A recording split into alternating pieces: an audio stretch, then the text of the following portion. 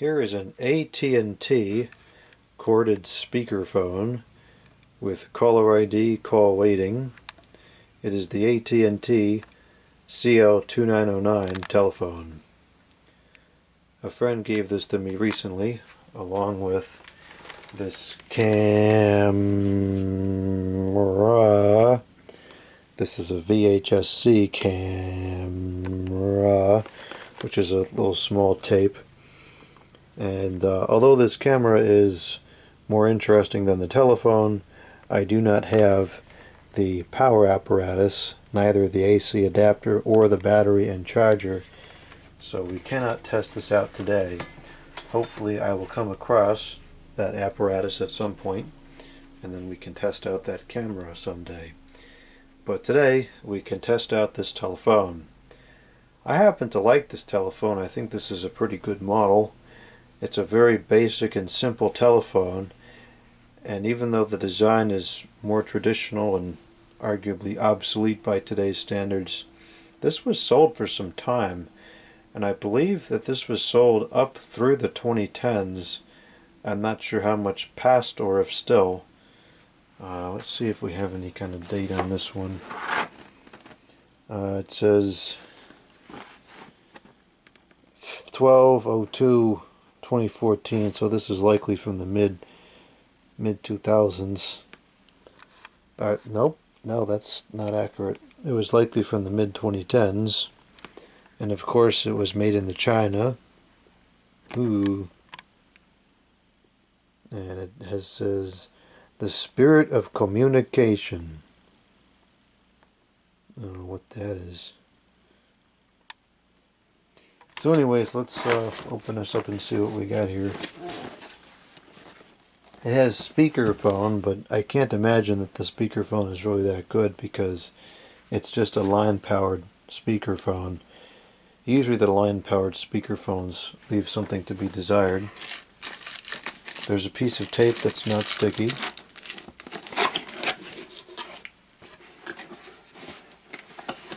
It requires 4 batteries, not included, to operate the major features of this telephone. Now it's going to go ahead and say that the telephone still is able to make and receive calls without the batteries. To me, that's the most major feature of the telephone, but I guess AT&T and I have a difference in opinion. This is important. The following are some common features you may want to set or use. The abridged user's manual.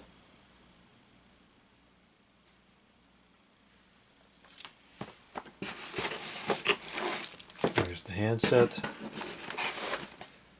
There's the abridged user's manual, which is actually quite thick for a basic product. It's all in one language. And then we have the telephone itself, which appears to be never used.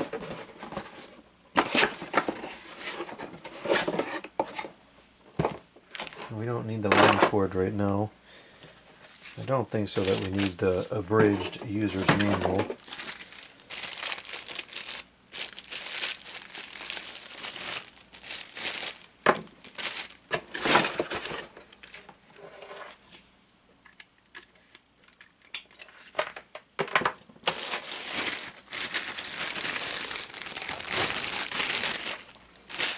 I'll have to disregard the appearance of my arm. I'm having some health issues with my arm right now. Okay, so here is the telephone. It's in excellent condition, of course, because it's never been used. It has the typical AT&T handset that was used on most of the phones during this era. And surprisingly, it doesn't feel like super cheap and hollow. It actually feels relatively solid. I think the buttons have a nice tactile feel. I actually really quite like these buttons. They're large, they're kind of contoured in the middle. This really is a surprisingly decent phone. In my opinion, AT&T, or Advanced American Telephones, which is the actual OEM, and it's sold under AT&T and VTech, I think that that OEM has made some of the best telephones over the last decade. Where is my line cord for testing? There it is. This time I actually remembered to turn on all the testing apparatus prior to the video, but I did not remember to untangle all the cords. I got halfway there. That's better than usual. Okay, so that's plugged in now. So the minor feature of the telephone actually making and receiving calls is working without the batteries. It says check battery. So I think that really the only difference in performance with and without the batteries is the sound of the ringer. So we'll go ahead and ring it up without the batteries so we can hear what that sounds like. And then I'll put the batteries in and we can do the rest of the video with the batteries at the end.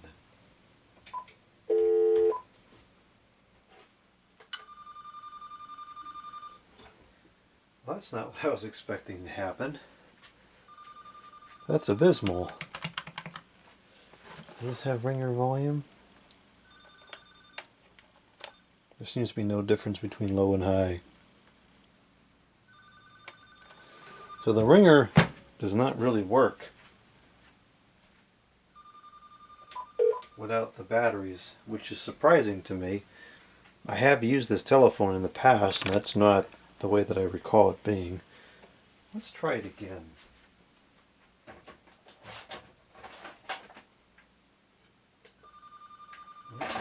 It's still like that.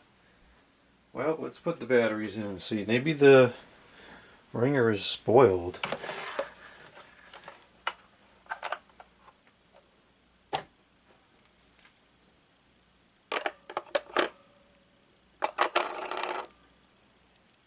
So these are 10 nickel metal hydride batteries, not stupid Duracell.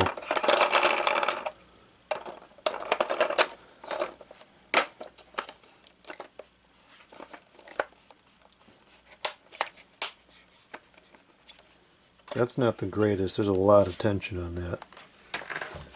Okay, so now the display is on and the major features are going to work.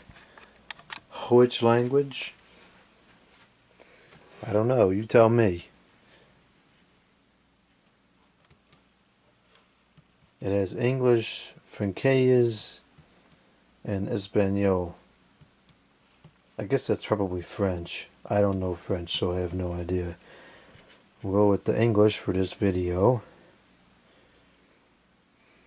How do we do a selection? I guess I should have read the... What the heck was that stupid thing called? There's some dorky name for it. The abridged user's manual. Now this non-abridged manual doesn't even tell you how to set the language, which is pretty stupid if that's the first thing that comes up. Well, it looks like it set itself, so we don't have to worry about it anymore.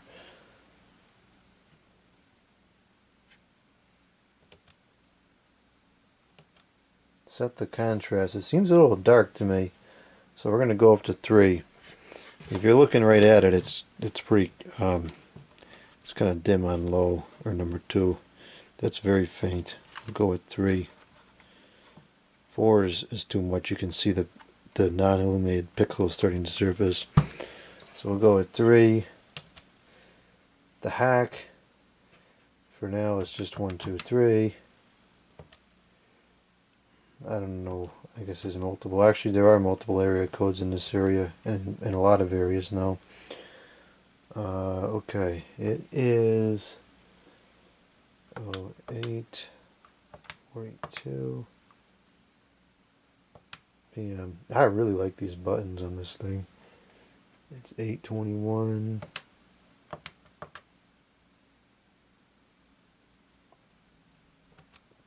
I guess it doesn't take the year. Probably just grabs that information from the caller ID if there happens to be a leap year, maybe. I don't know how that works.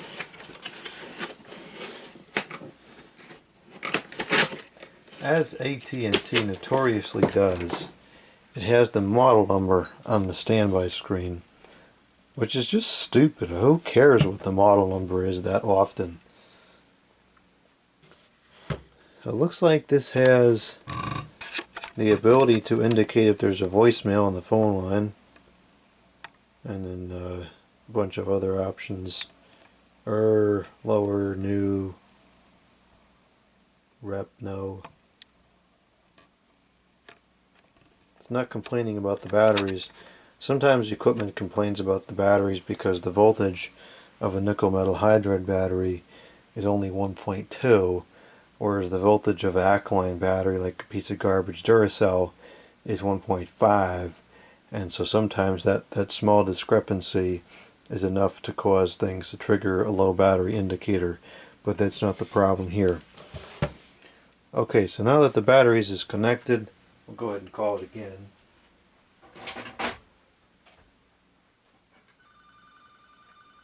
So the ringer is spoiled. I had a hunch that that might be the case.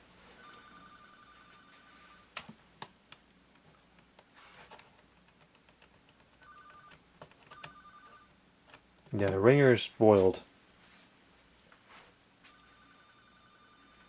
I thought that might be the case because of the way that it was loud for a second and then faded off the first time it rang. And this is kind of common. When you don't use stuff, it just breaks. From my experience, something that's beat up and dirty and filthy and it's got a lot of wear on it is more apt to work than something new in the box, especially when it comes to electronics. So the ringer is not going to work on this. Presumably the speakerphone is not going to work either. Well, that actually seems to have enough volume. Maybe the two speakers aren't the same. I could have a little piezo for the ringer. It probably does. That kind of stinks because I like the ringer on this thing. Oh well. Alright, let's go over to the mains and we'll make some calls here. Now we don't have really any good testing numbers right now because the weather phone is busted. The Farmer Jones thing sounds terrible, and the Harvard sentences are gone. So unfortunately there's not much to test this with other than the weather forecast, which I don't like to call because it ties up that service, but we'll just call right quick to get a sample of what it sounds like.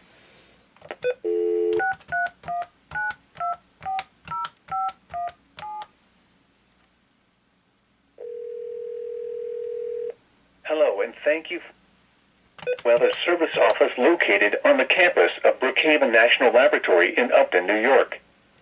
This office serves the New York City metropolitan area, including southeast New York, northeast New Jersey, southern Connecticut, and the surrounding coastal waters. For your local forecast, press 1. For the extended forecast, press 2. To hear climate information, press 3. Yeah, that's actually not terrible. I'm surprised.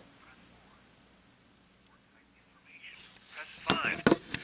For the latest surface and marine weather conditions, press 6. To contact a member of the staff, please. That sounds fine. So what we might find is that the speakerphone kind of fails in the area of pickup because it might not pick up the voice as well because of lack of amplification and really good circuitry in there. Alright, I'm going to switch back over to the testing equipment here, and I'm going to call it again.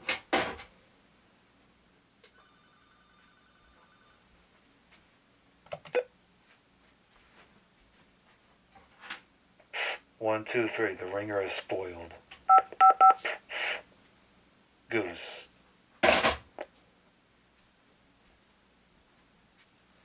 Alright, so the incoming audio is working fine on both ends, or both the handset and the speakerphone.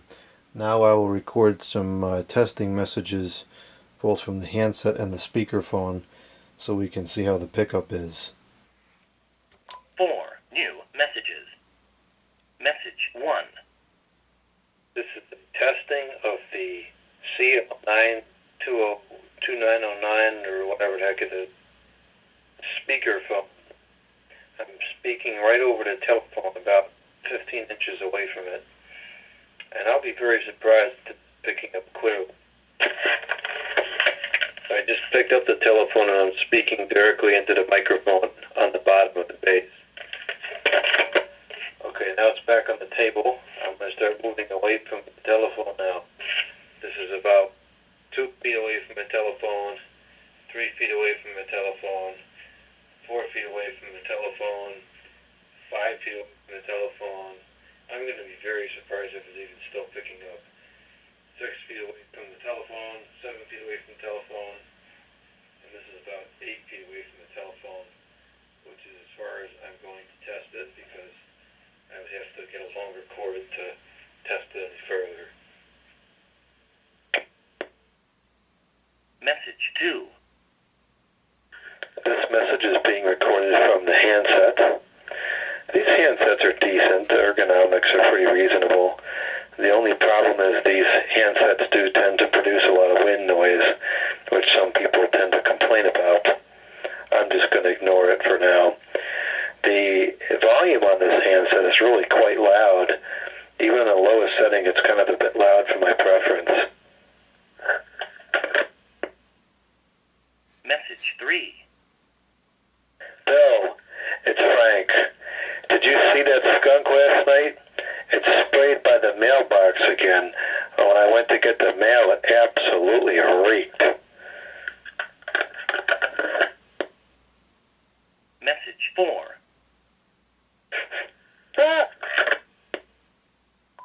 End of messages. Wow, that speakerphone is abysmal. Actually, it's kind of odd because it was kind of like cutting out a bit when I was near the telephone, and then it almost seemed to become clearer, although it was quieter as I moved away. So I wonder if there's some kind of a issue with the automatic gain control. I don't know why it was clipping out like that. It's possible that it's just spoiled, as we saw with the ringer. This is another prime example of equipment that's been sitting unused for an extended period of time, not working properly. So this is a decent model telephone, although this particular instance is going to need some work.